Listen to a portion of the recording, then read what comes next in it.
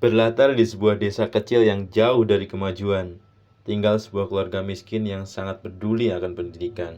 Baiklah, ini dia Mars, mimpi Ananda raih semesta. Film dimulai dengan adegan dua orang anak yang saling berdiskusi tentang pendidikan. Yang satu ini adalah Sekar. Ia hidup di keluarga yang serba kekurangan, namun kedua orang tuanya sangat peduli akan pendidikan. Dari kecil, kesulitan sudah menemani hari-harinya. Untuk bisa sekolah pun, ia harus jual kambing kesayangannya. Namun, di tengah kesulitan ekonomi tersebut, ia tetap beruntung sebab orang tuanya tahu betapa pentingnya pendidikan bagi sang anak.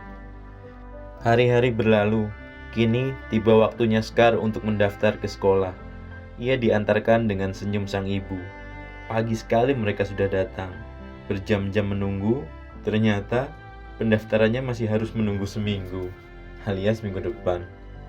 Baiklah, kini 1 minggu pun sudah berlalu. Sekar pun telah tiba di sekolah untuk mendaftar. Setelah melalui banyak sekali drama, kali ini mereka pun harus menunggu kembali. Bukan seminggu lagi, melainkan berbulan-bulan. Sebab kenapa? Ternyata Sekar belum cukup umur. Sudahlah, daripada terlalu banyak menunggu. Singkat cerita, kali ini Sekar sudah sekolah. Namun, meski melalui banyak kesulitan saat mendaftar, ternyata pas di sekolah pun makin sulit lagi. Seperti nasib anak-anak orang susah pada umumnya, Sekar pun mengalami bulian dari teman-temannya. Hal ini menyebabkan Sekar tak nyaman untuk masuk sekolah, dan ia pun diam-diam membolos sekolah. Sekar melakukannya tanpa diketahui ibunya. Ia diam-diam pergi ke kakeknya. Namun, karena keseringan, lama-lama kepala sekolah pun memanggil ibunya untuk datang ke sekolah. Dan akhirnya, ibunya pun mengetahuinya. Karena tindakan Sekar ini, kepala sekolah pun tidak mentolerir lagi. Ia pun mengembalikan Sekar kepada ibunya, alias dikeluarkan. Ibu Sekar pun bersedih. Namun, hal ini tak menghentikannya untuk memperjuangkan pendidikan anaknya. Kini 3 bulan pun berlalu. Sekar telah menemukan sekolah barunya. Kali ini ia berangkat dengan diantarkan ayah dan ibunya. Sekolahannya pun tak sebagus sekolahannya yang lama, namun lebih kondusif karena tak ada lagi bulian di sini. Sebelum meninggalkan Sekar untuk kembali bekerja, ayahnya pun memberikan pesan kepada Sekar untuk belajar lebih baik lagi dan menjadi kebanggaan bagi kedua orang tuanya. Namun siapa sangka, pesan itu adalah pesan terakhir dari ayahnya. Karena setelah kembali bekerja, ia mengalami kecelakaan yang menyebabkan nyawanya tak tertolong lagi. Kejadian ini pun membuat Sekar selalu ingat pesan bapaknya untuk menjadi kebanggaan orang tuanya. Ia pun kini semakin giat belajar, dan sang ibu pun tak kalah semangat untuk selalu mensupport anaknya. Bahkan di tengah guyur hujan pun, ia nekat keluar untuk membelikan pensil anaknya yang tak sengaja Sekar hilangkan. Singkat cerita, kini 10 tahun pun sudah berlalu. Kini Sekar pun sudah lulus sekolah. Namun tiba-tiba, tak ada angin, tak ada hujan. Tiba-tiba, Ibu Sekar dihampiri oleh Pak Duko. Ternyata, niat kedatangannya adalah untuk menjodohkan Sekar dengan keponakannya. Namun, ibunya pun tak langsung memutuskannya. Ia berdiskusi dengan Sekar. Dan tentu saja Sekar pun menolaknya.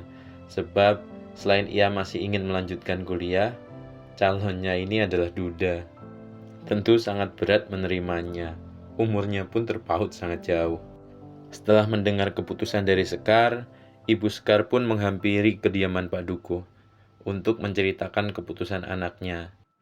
Namun, ketika Ibu Sekar menceritakan keputusan anaknya untuk melanjutkan kuliah dan tidak menerima lamarannya, Pak Dukuh pun lantas menertawakannya sambil berkata, "Mana mampu orang miskin kuliah." Ibu Sekar pun tak menanggapi, lantas ia pun langsung segera pergi. Hari pun berlalu dan kini dimulailah perjalanan kuliah Sekar. Perjalanan mereka kali ini menuju Jogja, kota pelajarnya Indonesia. Dan seperti biasa, perjalanannya masih penuh dengan rintangan. Namun, kebaikan akan selalu menemukan jalan. Sekar dan ibunya menuju Jogja untuk mencari saudaranya. Namun, ibunya pun tak tahu alamatnya. Ia hanya bermodalkan namanya saja. Setelah perjalanannya ke sana kemari, ia pun tak menemukannya. Namun secara tiba-tiba mereka menemukan sebuah dompet yang di situ masih ada identitasnya. Mereka pun mengembalikan kepada pemiliknya. Tak disangka, ibunya pun mengenalnya. Ternyata pemilik dompet tersebut adalah ustadz di mana tempat ibu Sekar dulu belajar mengaji. Alhasil, Sekar pun tak jadi dititipkan saudaranya, melainkan dititipkan kepada Pak Ustadz tersebut. Dan ternyata ustadz tersebut jugalah seorang dosen. Disinilah kali ini mereka mulai menemukan harapan.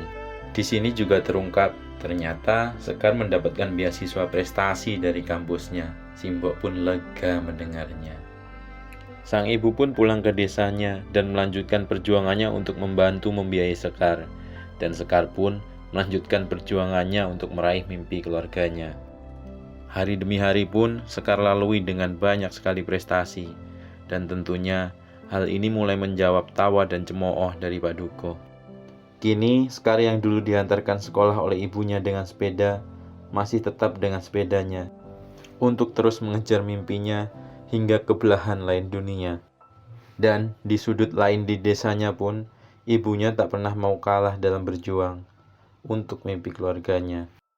Mereka yang tidak terlahir dengan kekayaan, memanglah harus memulainya dengan perjuangan, walaupun nantinya kenyataan tidaklah harus sesuai dengan harapan. Kemudian, saat Sekar diberikan kesempatan bicara di tengah wisudanya, ia pun menceritakan tentang ibunya yang mendedikasikan seluruh hidupnya untuk pendidikan anaknya. Setelah Sekar selesai dengan pendidikannya, ia pun kini ingin kembali ke desanya, berharap sesegera mungkin dapat menemui ibunya. Namun ternyata setelah sesampainya di desa, takdir pun berkata lain. Ia mencari ibunya ke sana kemari di sudut rumah, namun tak mau kunjung menemukannya. Ia pun diberitahu oleh neneknya bahwasanya ibu Sekar kini telah tiada. Ia meninggalkan Sekar untuk selama-lamanya dan tak lagi menemani Sekar dalam perjuangan. Ia telah tenang di peristirahatan terakhirnya. Ending yang mensedihkan. Tapi itulah manusia. Kita hanya dapat berjuang. Urusan takdir biar Tuhan yang menentukan. Sekian.